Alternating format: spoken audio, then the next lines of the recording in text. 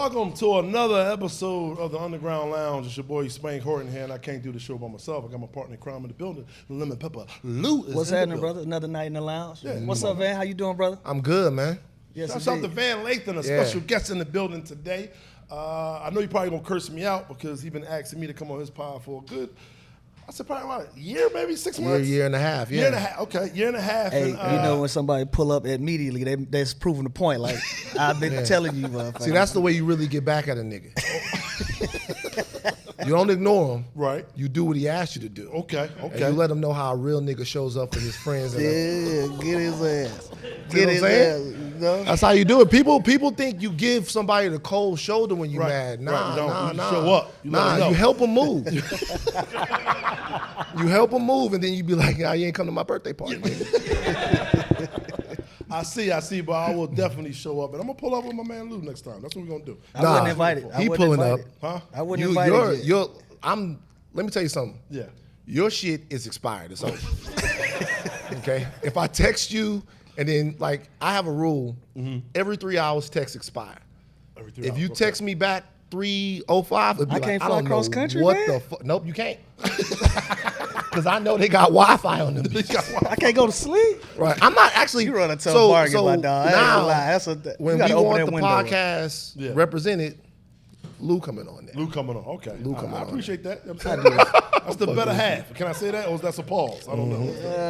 It'll go to the review board. It'll go to the review board. Good. And I was excited to hear your name when your name came across the board. We got like a little name thing we do. Like, you know what about this guy? Do you know this guy? I said, yo, I know him, but I don't know if he's going to pull up because I ain't pull up on his. But you definitely pulled up, and I appreciate you for doing that. I appreciate you too, bro. We want to talk about how you got into the whole journalism game. And that, you are a journalist, though, right? Like no.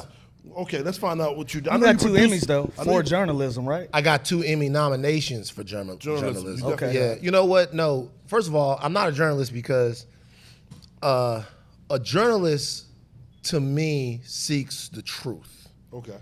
Right? And I don't seek the truth. I seek to expose lies, and that's 2 different things. Wow. Okay. So I believe that conversation is the best disinfectant to a lot of things that we believe. So you're not going to see me going to a place. When I was at TMZ, it was a roundabout way that I got there.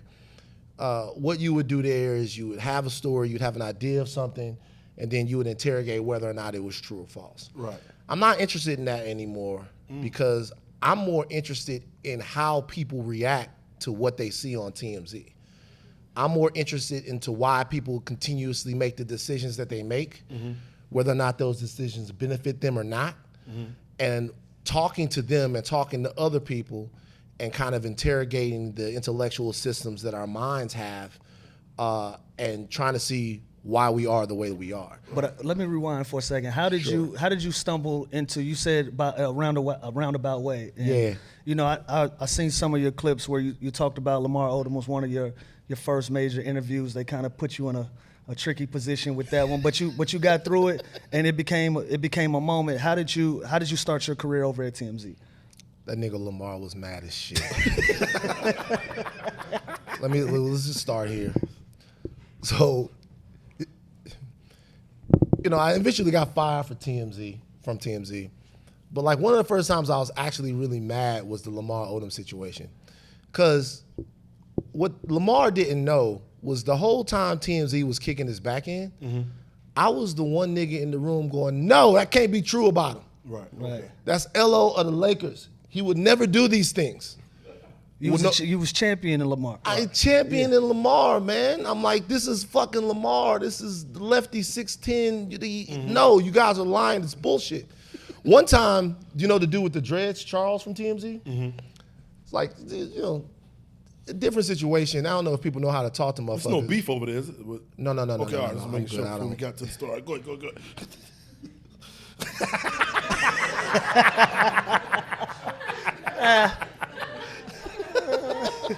It's not all bad, but it ain't all good.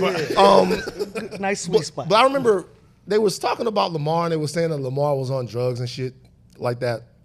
And I was like, no, it's not true. It's bullshit. I remember one time, like, I said, nah, y'all making this up. Y'all listening to the wrong sources. And Charles, the guy with the dreads at TMZ, he was like, Van doesn't know what he's talking about. Shut the fuck up, Van. And he said this to me in front of a room full of people. Some white people too. Yeah, it was like a bunch of white people, right? Yeah. And we all have an inner nigga. And you feed him Mastro steaks, and you get him fat, and so he sinks down to the bottom of your shit. Yeah. But all it takes is one thing for that nigga to pop right out your fucking mouth. That goddamn vein? Yeah. I was like, it took me a second. I was like, are you talking to me? Who the fuck you talking to? Right. And then when I realized he was talking to me, things got really bad. But the only reason why I say that is because, I'm doing work for Lamar Odom on the show. I'm like trying to keep Lamar Odom has been through a lot in his life and achieved a tremendous amount, right? Absolutely. And so sometimes when you're in a place, some TMZ one time, and like I was telling them about going to Angola State Penitentiary, like driving up the long road. That's Louisiana, right? That's Louisiana, right? And that's one of the worst prison systems. One of the worst prisons in the world. You get a murder down there, it ain't no fighting, right? Yeah, nah, you fucked, right? You catch a murder down, you ain't coming home. Ain't no bonds, ain't no paroles, it's ain't just no like, none of that. It's completely stacked against like young black men in Louisiana. I was just telling them, when you drive up the road to go to Angola, when you look out to your left and your right, you'll see inmates working, and you'll see like a white man on a horse. Right, you know what I'm saying? Right. And like you'll be like, shit. And they were like, what are you going to the jail for? I'm like, to visit my fucking uncle. And I'm like, y'all don't have people in y'all family that's in jail? And they're like, no. I'm like, God damn. So you playing an away game when you in this place with these people. The Lamar Odom thing happens and TMZ is running all these stories. I come back to the office, so we completely different situation. I'm trying to add context to these people that don't understand addiction and don't understand how someone could fall victim to it, to the whole thing. But he gets super pissed off about a story that they produce. He comes to the office. I come back, I got my camera.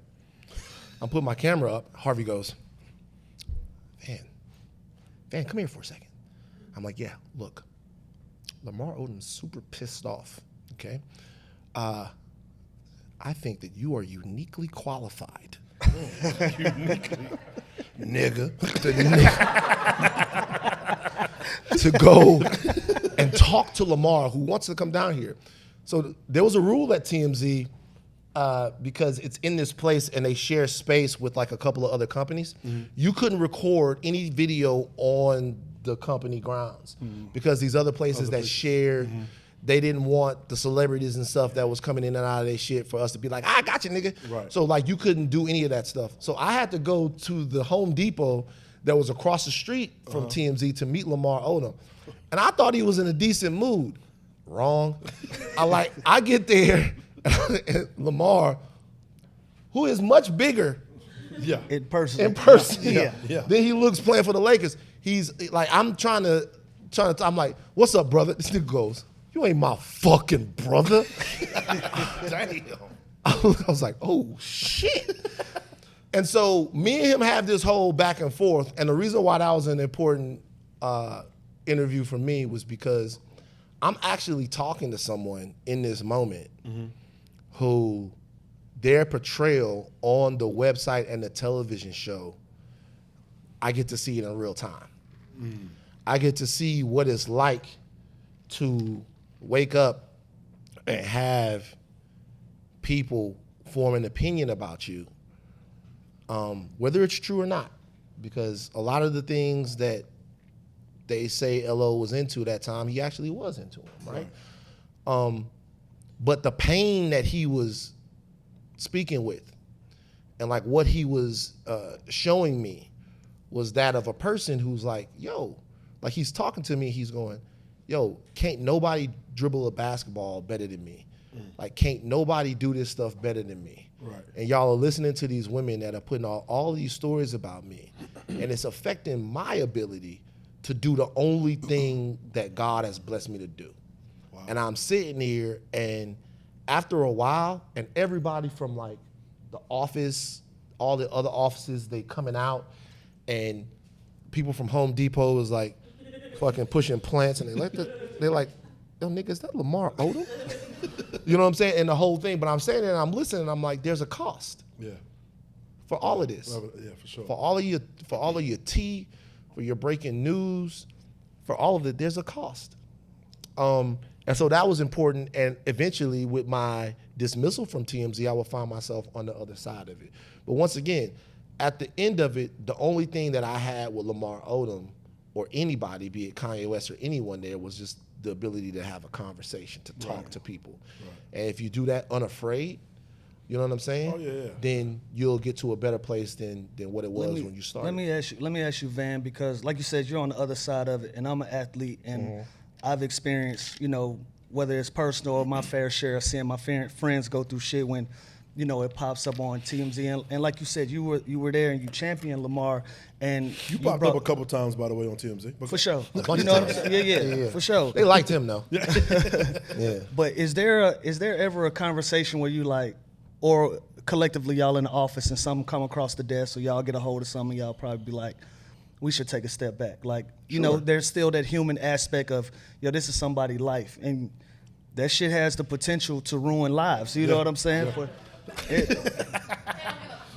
It has the potential. Okay, so the answer to your question is yes, but the explanation to the answer is a lot more cynical.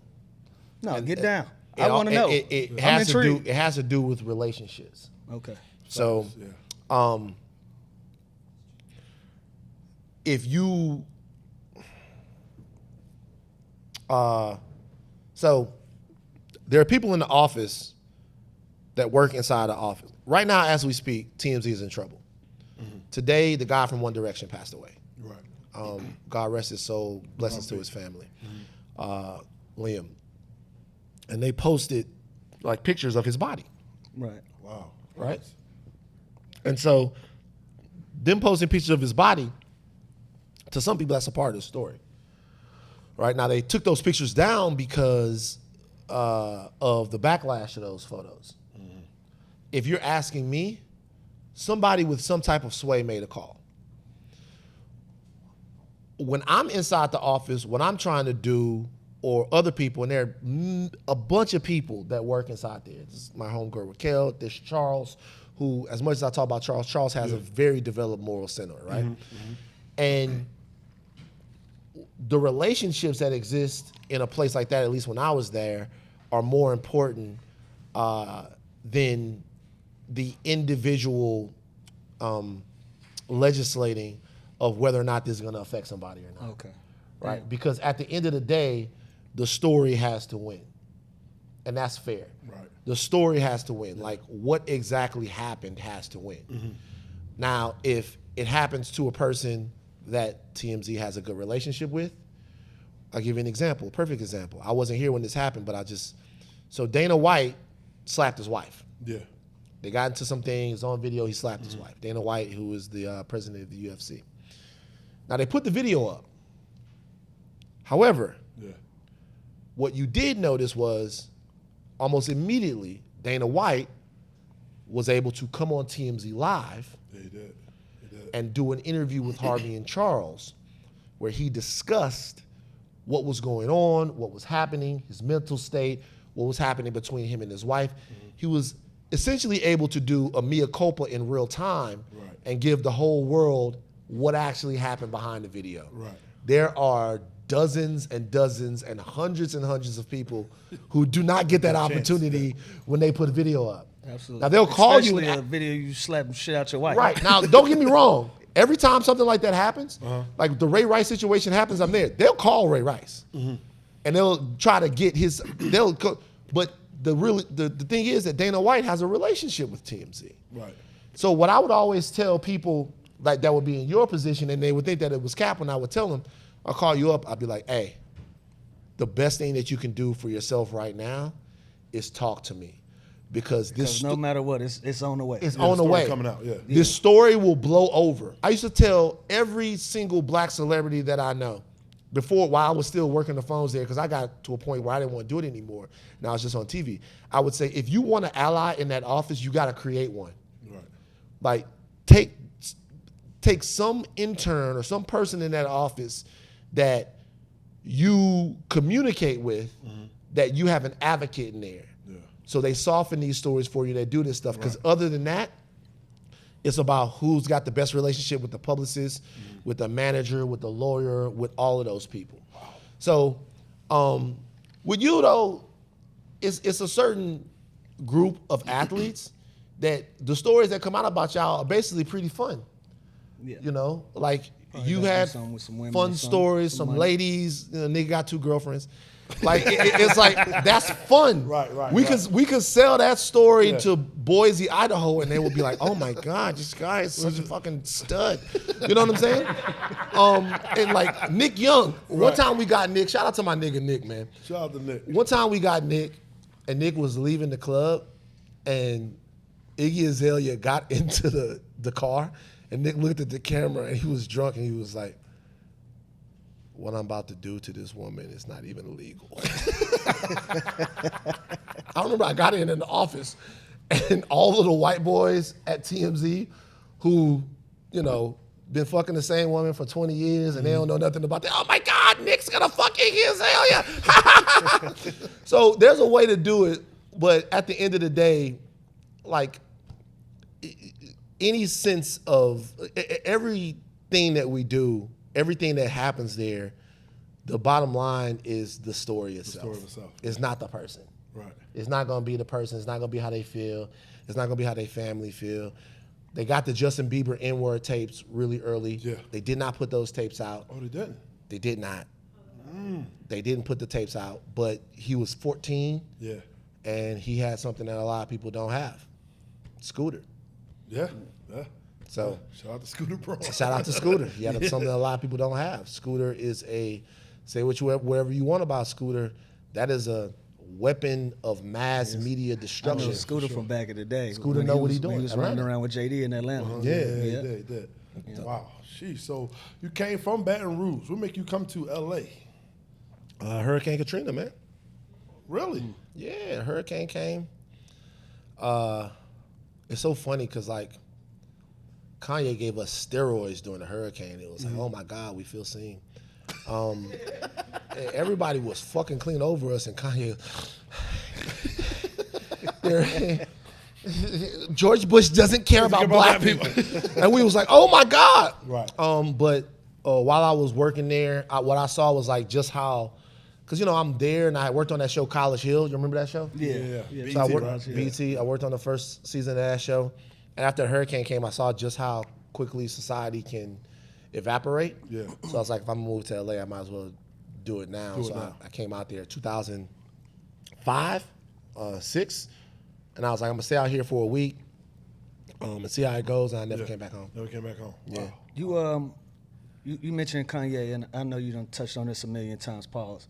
But you know, Definitely pause. You spoke about, you know, obviously the viral moment where he asked, "Does it feel like I'm speaking freely?" And you were the person to disagree with him saying that, and that was because of your upbringing and where your father was buried, and in that same cemetery, Well, my dad was alive then, but your dad was alive then. Yeah, he just died. Like, you put that nigga's death like 5 years before. My bad. To show you I'm doing my research. Though. You're doing your research. Yeah, I'm but locked the in. point that you're making is true. I'm from South Louisiana, so I'm in touch with my ancestors. That's what I'm trying to say. Yeah. From that point on, do you feel like the Kanye brand has it gotten better, has it subsided, or has it got worse since that moment? Because since then, we on like the 100th rant. Yeah. That's probably like what kicked it off, and he ran for president. And then it's been a lot. Yeah. What is your opinion on where the Kanye brand is from a fan standpoint? Do you think he's done himself a justice as being outspoken, or do you feel like at this point he's speaking freely? It's a good question, Lou. I don't care about the Kanye brand. You know who I care about, bruh? I care about Kanye West as a man. Right. Like, as a father, as a creator, as a person. I don't think a lot of these rappers or these musicians understand how their music or their worldview can affect someone at a specific time. You know, I'm in Louisiana, and I'm listening to No Limit Cash Money. I love that shit. Right. No Limit Cash Money, Boosie, Webby, all of that stuff. And you listen to these records, and you love the records. But like every third record, they'll be like, yeah, nigga, I'm a thug, I'm a hustler. And if you ain't a thug and a hustler, you ain't shit. and you listening to that while you doing your homework. And you like, Hold on. I think I ain't shit. This nigga just said if you're not thugging the block and slapping a bitch, then you ain't shit. I'm like, well, I'm not doing that. Right, right. And then Kanye West comes along and he's talking about like how he views his life, not living up to expectations. And you feel it's like, this is a guy, Right. This is my guy. This guy understands what it's like to like rebel against everything everyone tells you that you're supposed to be. This is my dude, this is my guy. Everything opposite from street life. Right. Well, not opposite, but street life, But we all in an the alternative. alternative. Yeah, you Yeah, in Baton alternative Rouge. way You of in Baton Rouge. growing up, yeah. You gotta like, you gotta be kind of Street, yeah. It's no choice. Yeah.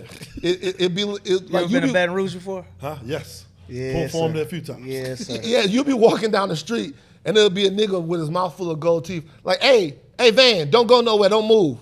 We about to whoop this nigga ass. Stay right there. And you'll be like, oh, can y'all not? Don't whoop his ass. And they be like, we whooping this nigga ass. Stay right here, little Van, and watch us whoop his ass. And you got your book back on. And you like, You witnessed that. Yeah. you witness, right? That's Yo, like that's so- a normal thing. Yeah, but you can't escape it. Escape it, yeah. But and I'm like, okay, can I go? But when Ye is talking and all of that stuff, and you understand with him and his mother and everything, and you start to make excuses for him, you start to make he just becomes your guy, and you Right. give him this unbelievable megaphone to speak on all of these cultural issues, and one day he's talking against you. Yeah. And you're like, wait, dog, you don't understand, man. It was me and you. Like we were together. And so I was mad in 2018. I was perplexed in 2021, 2022. Now I'm just like, are you okay? Right, right. Because the older I get, the question that I have for black men is not, are you voting for the right person? Are you seeing the world in the correct way or the way that I think you should be seeing the world? Are you producing? I'm like, you all right? Yeah. And so that's the only thing I'm concerned about with Kanye West. I don't care if he ever puts out another song that I like, if he ever says another thing that I agree with. He's got beautiful children. He's got a prodigious amount of talent that has separated him. You all right, dog? Because you got a lot longer to live. Hell yeah. And it sometimes doesn't seem like you're doing really well. Yeah, it definitely don't. It definitely So that's the only thing I could care about as far as that. There's nothing that he could say now that I would take him seriously don't. on. Take it serious, yeah. But I know so many brothers who do the different things that have happened in their life and different situations that they've been in that they can't get through them. So I just hope he's all right. Have you ran into him since then or no? Nah, I hit him that same summer. Speaking of Scooter, that same summer, because I started to feel like after a while, people were like, it's Van versus Kanye West. And so I hit him up. It did feel like that. Oh yeah. Yeah. You know what I mean? I hit People him chose up. sides. People chose sides. I hit him up and he gave me this long rant. This is like 2018. He gave me this. I hit him up. I got his email address. I hit him up. I sent him an email. I talked about this before, and he hit me back. And he gave me this long stream of consciousness rant. And in the middle, he just mentions Drake out of nowhere. And it's like, he's talking about all of this stuff, and he goes, because the radio is playing Drake, who ain't talking about shit. And this is the way, this is why Ye should be protected. And I watched the whole thing, and it was good. And he introduced me to the nigga, Jack Dorsey from Twitter. We was all in the same. And then he just, he disappeared. But it wasn't that. It more so, like I was taking an American Airlines flight, like last summer, I'm going to Greece, and the people on the American Airlines flight was like, you just missed Kanye West. Hilarious. He was here with Ty Dolla $ign. I'm like, I'm going to Santorini. I don't give a fuck about it. But nah, Greece. I was just out there too. Yeah. You went to Santorini? No, I went to Mykonos. I had a couple viral moments. Oh, I seen you. Yeah. You ever met a motherfucker that go on a 60-day cleanse I seen and on you. the 61st day get wasted out of his fucking mind? You ever see that? Spank, those pictures were weird, bro. Those pictures were weird.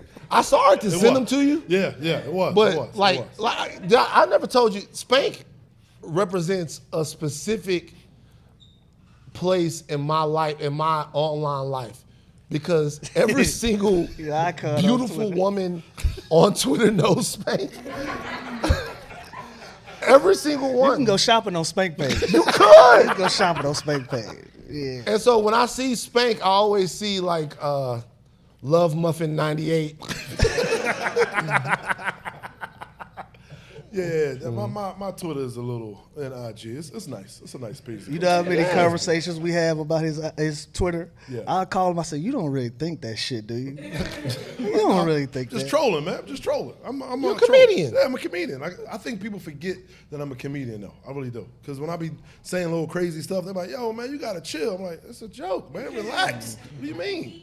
But that's also because you're kind of a socialite as well as a comedian, too. That's true. You're kind of on the scene. Like when I seen the Mykonos pictures, I started to send them to you and be like,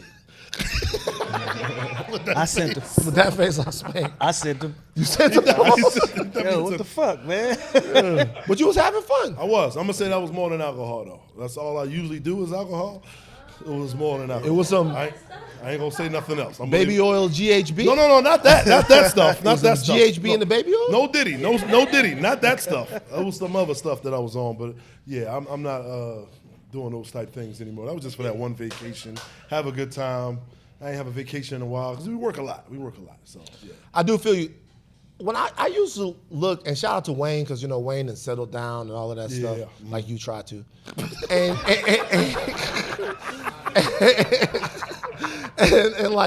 And so I look at y'all and bruh, that's so beautiful to me. I just gotta be real with you. No, that's real. It's so beautiful to me because I got the same crew from Baton Rouge since '93, the Player Proof crew, right? And we're all together. We all know each other. Right. We all communicate with each other. Got the group chat. Yeah. We all thought that in 2003, nobody had more hoes than us. You know, we all thought this, and to see you guys with all the success that you guys have had through the years still be that like same way, still be tight, that's dope. Because I honestly think that That's cool. We can clap in the Yeah, fucking clap for lounge. it. Yeah, I honestly think that part of a lot of the trauma that black men go through is when you had that crew of people, you start having to mark people off. You start having to go to some funerals. Right. You start having to like visit some people in jail, and then you're living for people and not with people. Right. And so when I see y'all, I'm like, man, I fuck with that. Appreciate it. Like no matter what, I fuck with that. I get that a lot. I get us. They say LeBron crew, and it's another crew out there they talking about. I forgot who it is, but they saying like, yo, man, y'all the three crews we look at like we look up to y'all. And I'm like, I appreciate that. So shouts out to all the crews out there that's holding it down. You know what I'm saying? Doing their thing. I mean, the crew coalitions. because we need more than three. We need more than three. In the big three. Yeah, the big three. We need more than three though. We need some more. Come on, man. Let's keep it going. Also, you because I was gonna say journalist / producer, director, and all that. Well, not director, producer, right? Producer. Not Hollywood, hip hop homicides, right? Yeah. Did you produce that as well? Or Now that was 50 and Mona Scott Young. that was 50 Months Scott. Okay. Yeah. What did you? How did you come aboard with that show? All 50. All 50. 50 is one. Y'all can say whatever y'all want about 50 Cent. Y'all can't say nothing bad about 50 Cent to me. 50 Cent see you got a talent. He see you got something to say. Yeah. He uses you. Okay. So Mona Scott Young as well. Mona Scott Young and 50 Cent. 50 Cent sees, he survived the assault on his life, and he sees a lot of these young rappers are getting killed. Let's talk about this. So Vanessa Satin, all of these people, they decide they want to explore why rappers are getting killed in hip hop. Yeah. And 50 had come to TMZ. I had been there while he was hosting the show. He had seen what happened with Kanye. He believes in you. He gives you a shot. Right. And so that's what we did. We did that show. Very proud of that show. That's a good show. You just spoke on it, and I saw this kind of go viral, and I want to get your opinion on it, and we can kind of have a round table.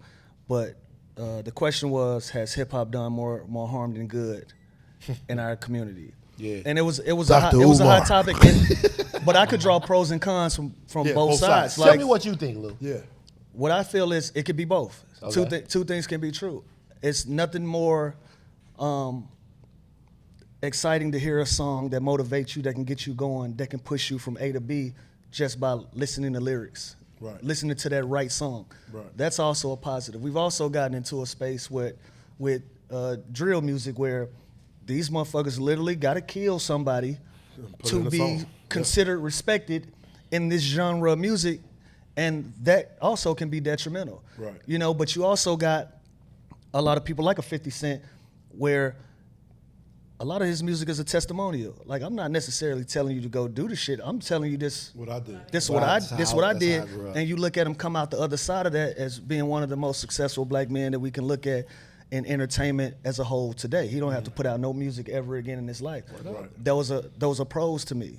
You know, the cons to that is there is probably a kid out there thinking he got to shoot or get shot to be respected in that same manner based on that. So I toe the line of both. I feel like it can be both things. That's my opinion on it. Yeah. What you think? As I grow into my Twitter space, I always was saying, y'all don't know what y'all talking about. Hip hop done great things for everybody, but as I get older, I'm starting to realize, yes, it's a lot of bad because everybody don't look at entertainment the way you supposed to look at entertainment. But then you got some guys in the hood that look at hip hop as, oh, that's law, that's Bible right there. You know why I feel like that? It feel like that because it looked close to him. Yeah. It looks tangible. Right. You know what I'm saying? Like Denzel Washington don't look tangible, but while you you watch him standing in the on a block rapping your song and you 3 times platinum. Yeah. And shorty, like, that's tangible to me because I can go out there and hang on my block, and I feel like that's something that I can accomplish. Right, and that's our favorite excuse too. Oh man, Scarface, the movies do it. Why? Yeah. It's like, but it's not the same. It's not the same. The way I look at it is this. It's like, okay, so what you're saying is true, number one. Like, Boosie and me went to high school together. Okay. So everybody always want me to, like, come out and have that's an episode of itself right there. Nah, literally, me and Boosie and his brother we went to high school together, McKinley High. So everybody always want me to come out and say a whole bunch of terrible things about Boosie. Boosie he says such disgusting things, but the reason, like, I love him, he does say disgusting things. he does. But he says it funny though. It's funny, but like, that's like Baton Rouge, man. Like, there's a certain, I feel like, Show me your pussy lip for $1,000 on live right now. Show me your pussy on live right now. but there's a certain part of me that I feel like if I ever get on a high horse and just excoriate him, that a part of me is forgetting where I come from. Mm-hmm. Like, the reality is that I have to be able to be critical about the things that are said, but remember that dude, and like, that's where I'm from. Right. Okay. Right. So that's what I'll say about hip hop. Part of what goes on in hip hop is not even hip hop's fault. Oh, of course. 60s and the 70s, we had black Americans who had endeavored into explaining America to black people in various different ways. You had people like Malcolm X, people like Stokely Carmichael, Ella Baker, Bayard Rustin, later on Fred Hampton. All of these people who were giving you various different ways to deconstruct what America means for black people. These people were interrogating what capitalism meant. Mm-hmm. These people were interrogating what political activism meant. They were interrogating what it meant to be an American. You had the civil rights movement that was saying, you know what, we built this country. Mm-hmm. We are investors into America. And when we look around, we're not getting the investment back from America that we should be getting. We built it, we slaved, we toiled, and we can't even sit at Woolworth's counter and eat. Right? You have other people that are saying, like, when you look at some of the more leftist groups, they're saying, capitalism is essentially the evil in this country that makes black people into the beasts that bear the burden of building this country. Mm-hmm. So capitalism is such a specific evil that if we don't talk about what it means to have economic advancement and evolution in America, then we'll never get to the core of it. You have all of these competing dialogues happening at one time, right? And the government says no.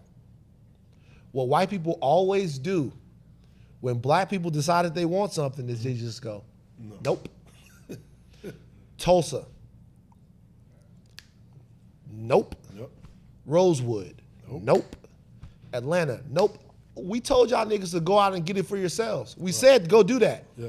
You went and did it. You're doing it too well. Too well. Boom. Right. No.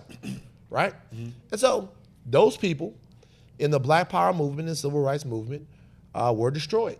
Yeah. They were murdered and they were put in jail. Yeah. And in the 80s and the 90s, the only thing we had left was Be Like Mike and Death Row Records. Wow. And that's not our fault, and that's not their fault. Right. It's not our fault, the people that are consuming this stuff, that's what we were left with. Mm-hmm. And it's not their fault. They were told that the American dream was the way out, and we were told the American dream was the way out.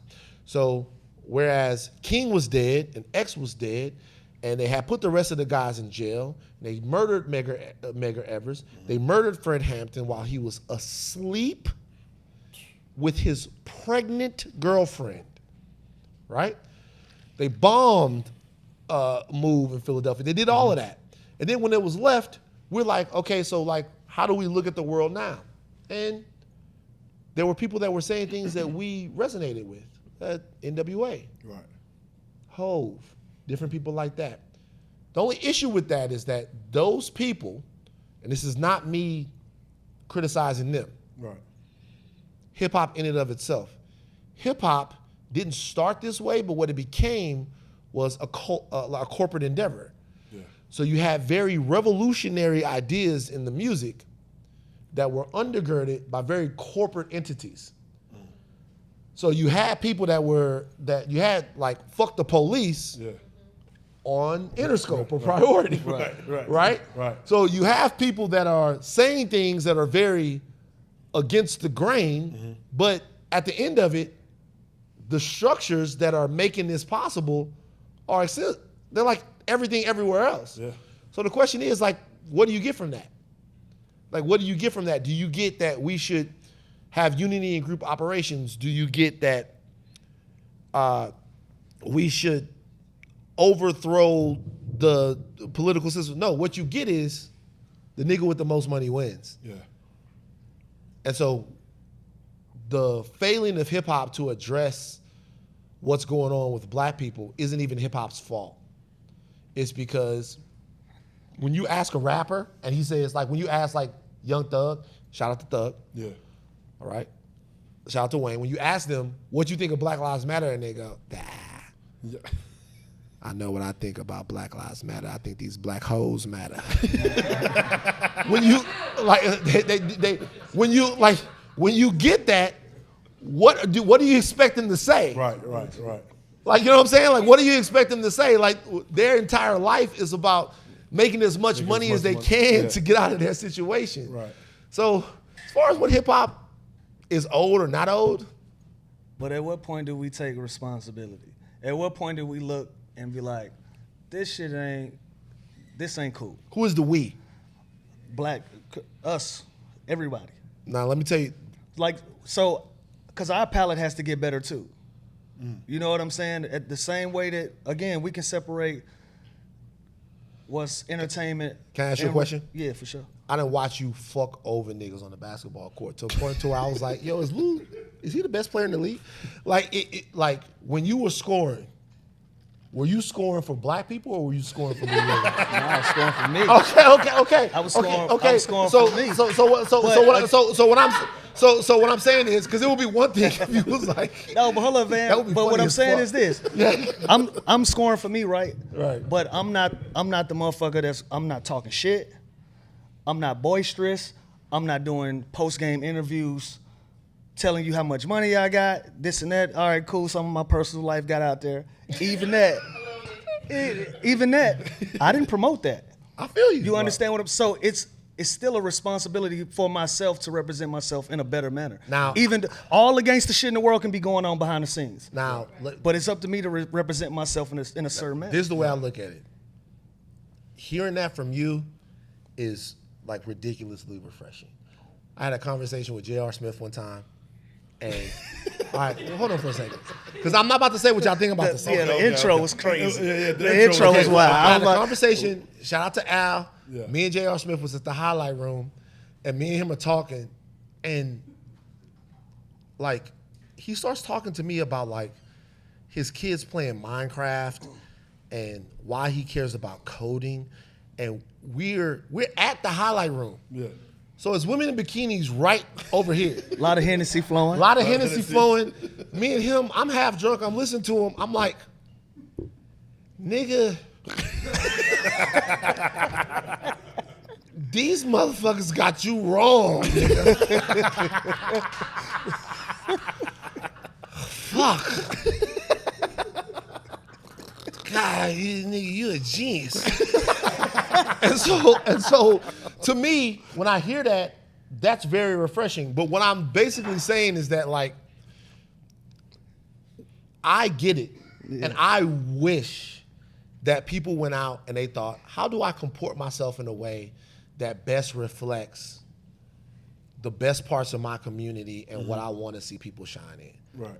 I just think that the American experiment is just not that, right? And it takes a village to raise a child. You've heard that before? Yeah. Where's that come from? I thought that was from us. That's not from us? From Africa, right? It's from Africa, okay. Okay. Who was we, nigga? Who's we? Us. Who's we? Africa, right? Us Negroes. Africa. Okay, so real quick, and I'm not gonna go super, because I'm on, so I have some Hennessy. So I'm not gonna go too. So let's deconstruct that. Okay. Mm-hmm. Right? You hear, and everybody be involved. Everybody be involved. It takes a village to raise a child. What does that mean? It takes a bunch of people. It takes a bunch of people, right, to raise the child. Yeah. Why? Because the parent's not always around the child, so whenever the parent's not around, the other person in the village can take care. Right. Why would the village do that? To keep the village at I guess, wholesome. Is that a good word to say? Build a culture. Okay. Yeah. Because give it to me. You got everybody knows why would the village do that? Build culture. That's where we started. This how we moving. Right. Because the village is made up of childs. Yeah. So it's in the village's best interest that every child be as developed as possible, right? Because they're going to take over the village. They're going to take over the village one time. The village is only as good as the child is. Yeah. Right. America, good fences make good neighbors. Yeah. What does that mean? Keep everybody out of your shit. Yeah. One. Way to go, Holly. You acing the test right now. Holly know her shit. One of our co-hosts, by the way. She didn't bring me no Casanova. One, like, she said she said, well, I asked her for some Casanova. She said, we don't do plus size. Okay, but listen, like, so one is saying, hey, one is about competition and the other one is about collaboration. Yes. Who we are as black people, we're collaborators. Yeah. I come from a depressed place. I remember kids knocking on the door, knock, knock, knock, y'all got 2 eggs? Yeah, I remember that. Now, why would we give the eggs? We give the eggs so that y'all can have some scrambled eggs in the morning. Yeah. Or so y'all can make a cake or some biscuits and stuff like that. Why do they think they can knock on my door and ask for eggs? Right? Right. Then we get out into the world and we replace collaboration with competition. So when we're talking about some of these guys, what we're talking about is people that think, what I have to do is be the top, the flyest, the biggest earner, the biggest this, because that's my lifeblood. Right. America wants community, but at the same time, they tell you that the way to get the best society is through competition. So what I'm saying is, rap is a highly competitive thing. It is. It's a highly competitive thing, and they're competing for ears, and they're competing for emotions.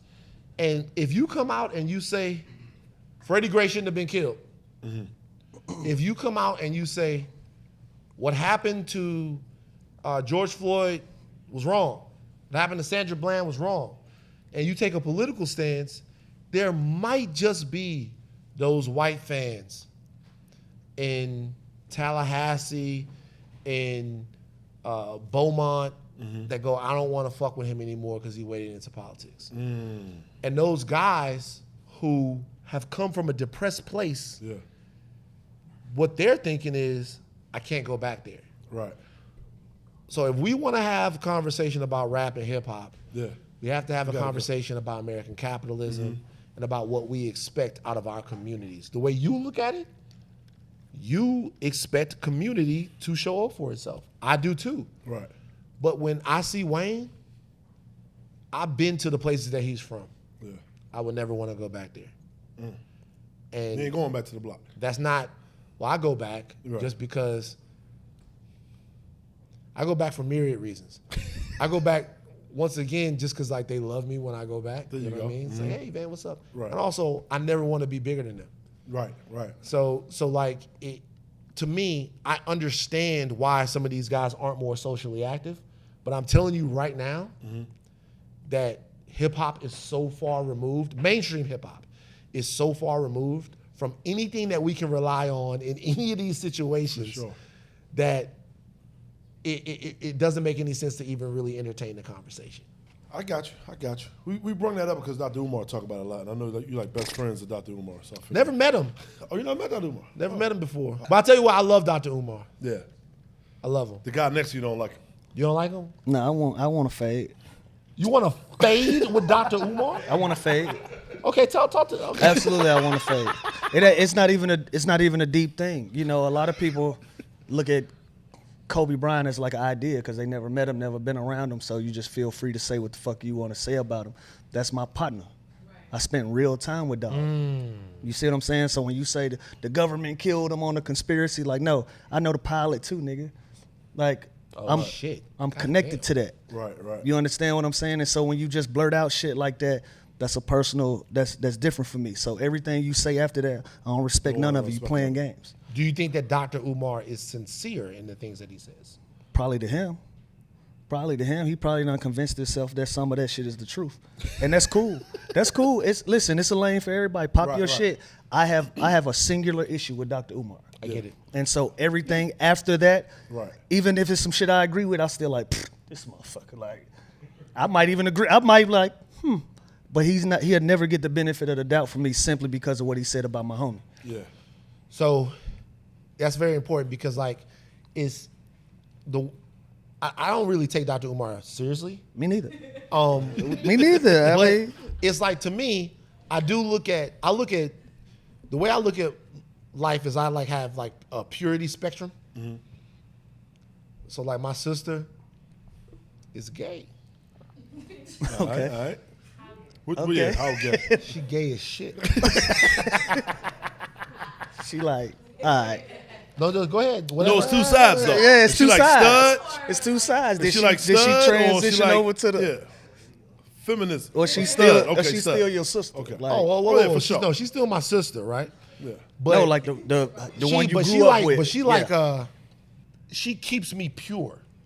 Because every single thing that she thinks in terms of LGBTQ plus issues, it's all like, it's right there. There's no nuance. I've lived this. I've like paid the price for living this. I deserve all of this stuff, everything like this, and this is the way that it goes. Right.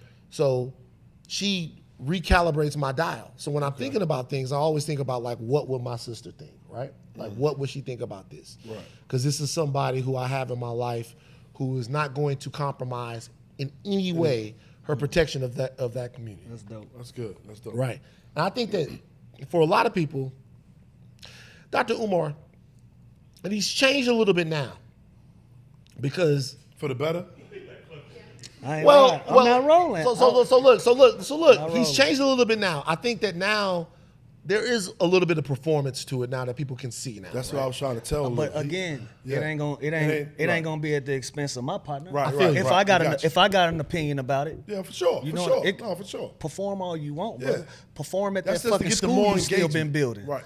That's where you need to be performing at. Don't play with my homie name just to clickbait some shit to get us to But pay attention to something else. This is the point. The point is, in that performance, sometimes you don't take consideration into like the people that you're actually hurting and what you're actually saying. Facts. And so for me, when I look at him and he's saying everything got to be black, everything got to be this, everything got to be that, I look and I go, okay, cool. Right. That helps calibrate me. Because when it's time to get money, it's time for me to get money. Yeah. And I'll make money with you. I don't give a fuck. Okay? I'll make money with you. But when it's time for me to divvy out money, I try to give it to black people. Van, we can have, man, so many different conversations. We can go in a lot of different places. But I want to introduce you to the underground fuck it bucket. Okay, what is this? The underground fuck it bucket. Let me see this. Let me grab the bucket here. It's just basically random questions in there. And you just got to answer. Questions. With some wild questions. It could be some pick a question. plain questions. Spanks pick a question. I'll pick a question. do. And we go from there. And we don't even know what the questions We is don't even know ourselves. what it is. I have no idea. We let the producers do it. If you could add a good trait to your characteristic, what would it be? Like a good trait? Yeah. I would stop watching porn. All right. All right. Why would you Why stop would you watching stop? porn? It's unproductive. It's usually 2-3 in the Shit. morning. Unproductive. It's 30 seconds of my day. Let me ask Hold you this. on. I don't watch porn during the day. Hold on it's now. 30 seconds. Hold on. What's going on, Unless man? unless you're a storyline guy. If you're a storyline guy and you sitting there and you be like, damn, how we get here? The plumber, nigga? Like, Hold on, man. You're making that face. So you mean to tell me you're a heavy porn guy? Not as much as I used to be. Okay. It's changed, but You know what's funny? Now that I remember when we first met. wait a we was minute. What? the intro. All right, go You ahead. didn't like the intro. I'm sorry. That No, was we was crazy. talking about this earlier when we met. We met at the Horrible Decisions podcast. Yeah. We shot a live show at the Hollywood Improv. And they was talking about porn stars. And shout out to Mandy, shout out to Weezy for the Horrible Decisions podcast. Van knew what the fuck was going on. Yeah. And Van was naming, our tables right next to each other. He's naming all. I'm like, hey, bro, what's going on? Like you know a lot of porn stars, bro. Yes. So let's tap into this. So what I was saying is this. It's, when you said 30 seconds, a lot of people, I got to a different level, right? I was in what's called the life. So like, Mark Robinson, the guy that was like on nudeafrica.com from North Carolina and stuff like that. I've been on message boards before. Oh, wow. To me, I like to fall into the porn. Okay, now, on the message boards, you was as Van Lathan. No. Okay, all right. Just checking, all right. But like what I'm saying is that like, to me, with like my ADHD and stuff like that, like I would have like 38 tabs up. 38. Cause like you start watching the video, Yeah. and then so you're watching the video like That's worse than Big- security cameras. big. That's worse than Okay, let's say we named the video is I don't know, big booty African woman fucked in a tent. Uh-huh. And then you're watching that video, and then it says, stepbrother catches stepmom, and you're like, ooh. Pause. Okay. Click. Open up a whole new window. A whole new one. And then you watching a new video, and it's like stepbrother and stepmother, and then it says, MILF. Son got caught in bad situation at school, and you like, ooh. Boom, click. Okay. And by the time you know it, you're out of coconut oil, and you just kind of sitting there and you're chilling. But I think to myself, Coconut sometimes oil. That's specific, man. You all in. I get it. you gotta take care of the skin. It's a sealant. Right. So like when I'm thinking to myself, sometimes it's like, if I would have put a lot of that time into. I could be president, bro. Okay. Like, I'm good at talking. Mm-hmm. Great. But I'm really not president because of asswatcher.com. Right. Because of onprobation.com. Because of onionbooty.com. Yeah. So nobody want This to. goes back in the day because you're a young buck. He underground. Wow. You're a young buck. He underground. Spank. Wow. So nobody want to see you. Come on, man. Spank, I know you. No, I ain't gonna lie. I'm a porn watcher. But I watch porn late when I can't get company. That's when I watch porn. So you only you only turn to it as a secondary thing. As a secondary, yes. I go first. You go first. Wow. Yeah. And I'm not. I see what you're saying. How you click open windows, different. Yeah, your mind. What I do is if I watch a video and I'm prepared to do what I got to do, and it's like, this shit kind of ass. I'm out. I'll go to the next video. It could be mid-sex. I'm like, Hey. yeah, that shit ass. Let's You go ever to the next video. you ever got impatient though? Yeah, I got it. You like, Scroll. I gotta go. You go to the next thing. You know? Like stop giving line. Y'all niggas can't act. Like stop trying to. You're not surprised. Oh no, it's not surprised. yeah. What you got, Spank? Let me read my questions, man. I'm not ashamed. If you were kidnapped and the only way to be freed, you will have to change places with your mom or your grandmother. Whoa. Who would it be? Damn. If you had to swap What out. does that? What does that mean? What does that mean? You gotta swap. Or if you get kidnapped, you got one chance to leave, but you gotta swap out your mom or your grandma. I'm kidnapped. Yeah, I'm gonna be kidnapped. No, you gotta pick a mother or a grandmother. Oh, you gotta pick you gotta one? pick. So you have to swap, No way. like my mother or my grandmother. No Yeah, way. with you. No way I'm saying So that publicly. it gotta be my mom. Okay, so let me tell you something. It gotta be my mom though. It gotta be your mom. Right. Okay, go ahead. My grandma is like 84. That's why I'm putting grandma. She lived life. You gotta go, grandma. I need her to have a good go. bogus. I feel like my mom could get out of that shit. Bogus. My grandma gonna start making breakfast for everybody. like my So mom. swap could get- grandma. So put grandma in there. Grandma might. My grandma mom might can make get it out of out. that shit. Your mom can get out By of the it. way, y'all niggas is sick. That's a diabolical question. What? This is a diabolical question. This is heavy. But I would say grandmother though. I would say grandma. She lived saying her grandma? life. Yeah, she lived her life. That's where I'm going. Who you going I with? can't do this. You can't. man. You gotta answer the question, my brother. You started this segment. Y'all don't know my mama like I know my mama. This gonna be a problem. If I say my mama, the moment I get back to Atlanta, Yeah, it's gonna I'm be a gonna see a problem. red Benz pull up in my driveway. I'm gonna know what it's about. I'm not going. I'm not. So you say grandmother. Okay. I'm Who you got? All right. I gotta. I'm gonna say my grandmama because she got better survival got skills. better Like survival you said, skills. There we my go. grandma fuck around, start telling jokes and shit. Be like, man, Yeah. let this lady go, man. Hey, Lou didn't convince me. You convinced I gotta go grandmama too. You gotta go grandmama too. Cause my mom, yeah, I gotta go. Mom ain't going for that shit, man. Yeah, Let me see what I got right My here. grandmama already did too. R.I.P. to grandma. That's why I put grandma there. All right, that's a lot of words. God damn. If you can make one rule that everyone had to follow, what rule would you make? Ooh, Oh shit. Man, that's a great one. that's a thinker there. it One is. rule? Like you get one shot to get it right? One rule everybody has to follow. Damn, let me think of some of my pet peeves then. People in the audience say tell the truth. Yeah, nah, cause you gotta we keep a little wiggle room. We can't do that one. You gotta keep a We little can't do wiggle. it. We can't do that one. You gotta ladies. keep a little wiggle room. To You know what cook. ladies thinking the about, ladies though. like tell the truth. No, We can't do that one, ladies. I don't want my nigga lying to me. That's what y'all looking at. That's what y'all Yeah, looking at. if I had to pick a rule everybody had to follow, it'd be everybody that ever step foot in the underground lounge. They take a shot as soon as they walk in this. That's what I'm motherfucker. talking Okay, about. okay. That'll be a rule I made That's a everybody good to one. follow. That's a good one. Even if you're like on a sober journey. Hey man, If you're why on is the you in the God. lounge? You gotta take a shot. You said everybody welcome here. My rule would be everybody have a good time. Y'all know me. I like to have That's a good dope. time. So I say everybody gotta have a good time. Give us something interesting, Van. That's why I went second real This quick. is my 'cause I know rule. Van gonna go Yeah. interested. This is my rule. Yeah. Take responsibility for your feelings. Ooh. Take responsibility for your feelings. I ask you something.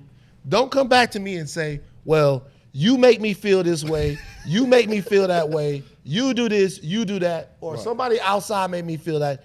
No, You have a perspective. You have a thing. Right. Take responsibility for how you feel. I like that. That's a great one right there. That's a great one right there.